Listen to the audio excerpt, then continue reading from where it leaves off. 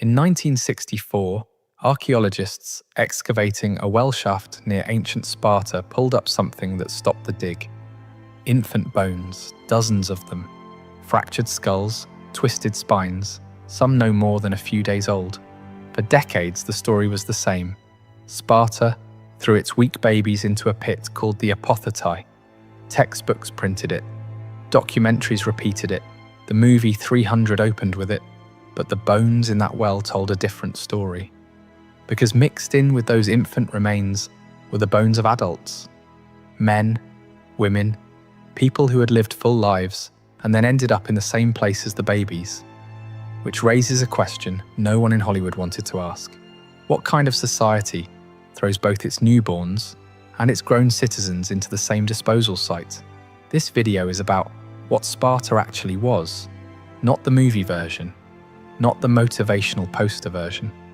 The version that turned a 7-year-old boy named Leonidas into the kind of man who would march 300 fathers to a narrow pass in northern Greece, knowing none of them would come back.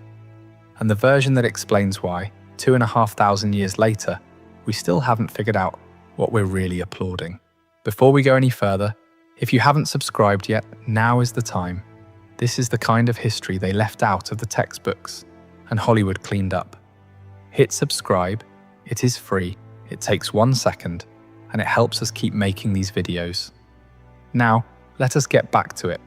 To understand what Leonidas became, you have to understand what Sparta sat on top of. Sometime around the 8th century BC, the Spartans conquered a neighboring region called Messenia. The people living there, the Messenians, were not killed. They were not driven out. They were absorbed. They became the helots. The helots farmed the land. They harvested the grain. They pressed the olives, tended the livestock, and produced the food that fed every Spartan household. Without the helots, Sparta did not eat, and the helots outnumbered the Spartans.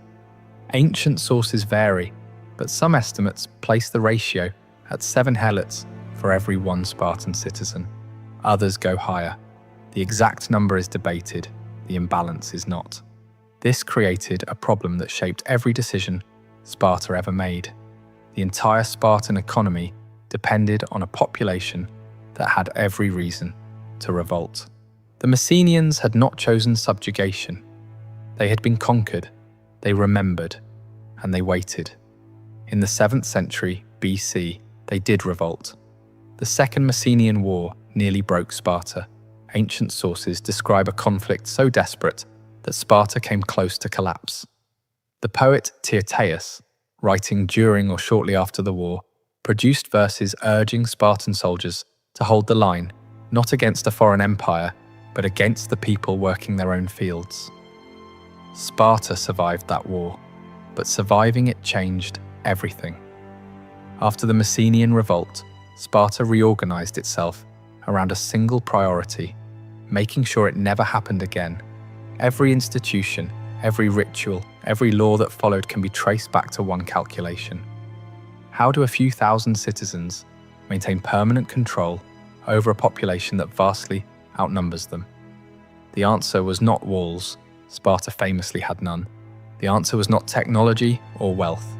The answer was the total restructuring of Spartan life around the production of one thing: obedient soldiers. At the age of 7, Spartan boys were taken from their families.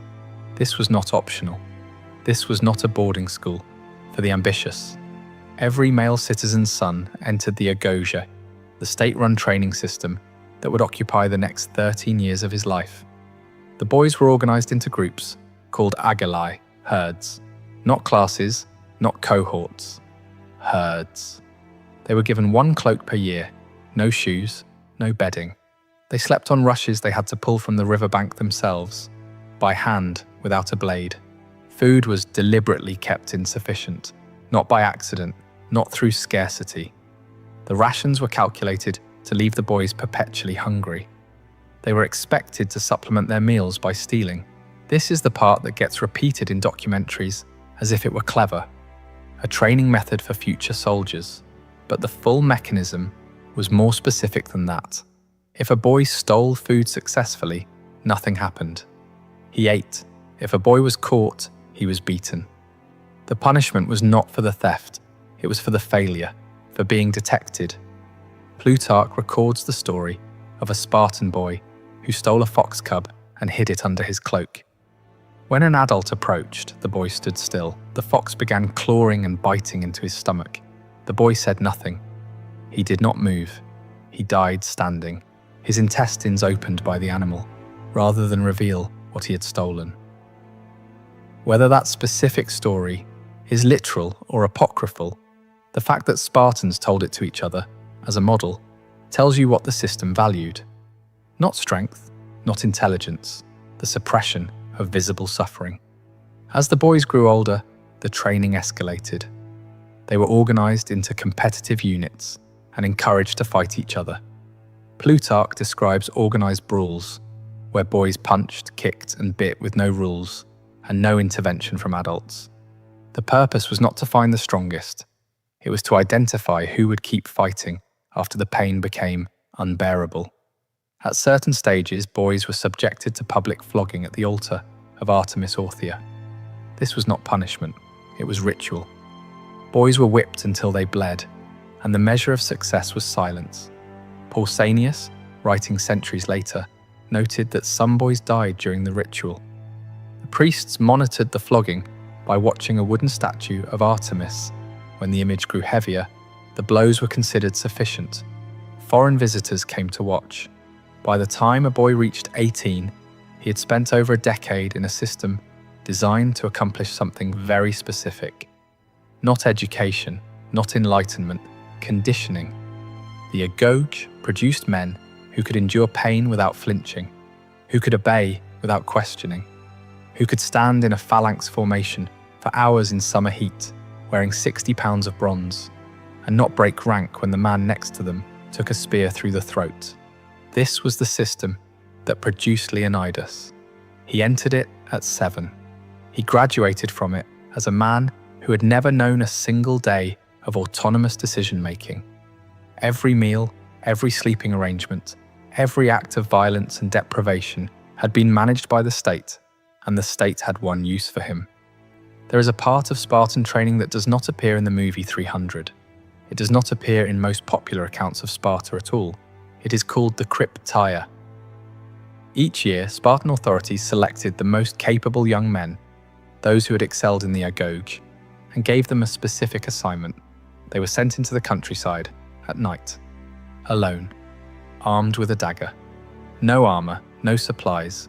Their mission: move through helot territory and kill any helot who appeared strong, organized, or capable of leadership. Plutarch describes this directly. The young Spartans hid during the day and emerged at night. They targeted helots, working the fields, traveling the roads, or gathering in groups. The killings were not battlefield engagements. They were nighttime operations carried out against unarmed laborers. This was not a rogue practice. It was state-sanctioned. Each year, the Spartan ephors, the elected officials who governed alongside the kings, formally declared war on the helots. This legal declaration served a specific function. Under Greek custom, killing during peacetime carried religious pollution. The annual declaration of war removed that obstacle. Any helot killed by a Spartan during the Krypteia was killed within a legal framework. The targets were not random. Thucydides records an incident during the Peloponnesian War that reveals the logic. The Spartans announced that helots, who had served with distinction in battle, should come forward to be honored. Around 2,000 helots presented themselves. The Spartans crowned them, paraded them past the temples, and then every single one of them disappeared.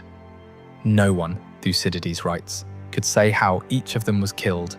2,000 men, selected for competence, eliminated because competence in a subjugated population is a threat.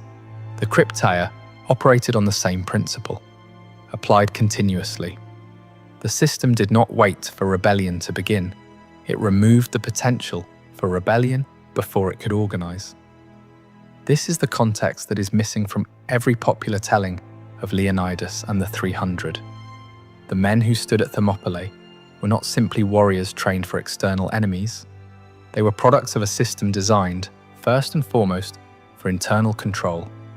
The skills that made them effective in the phalanx, obedience, silence, the capacity to kill without hesitation, were the same skills they had practiced on helot farm workers in the dark.